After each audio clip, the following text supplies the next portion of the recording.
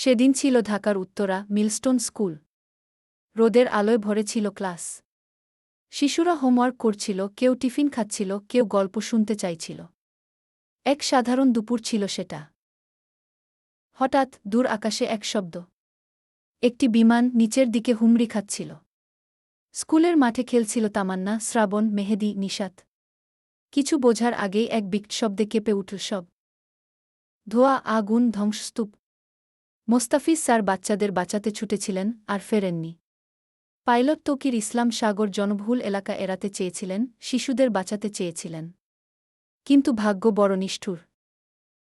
সেদিন স্কুল ছুটির ঘণ্টা বাজেনি। শিশুরা বাড়ি ফেরেনি। বাবা মায়েরা শুধু কাঁদছিলেন, চোখে এক প্রশ্ন, আমার ছেলেটা কোথায়?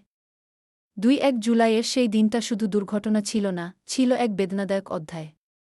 শত শত স্বপ্ন সেদিন মাটি চাপা পড়েছিল।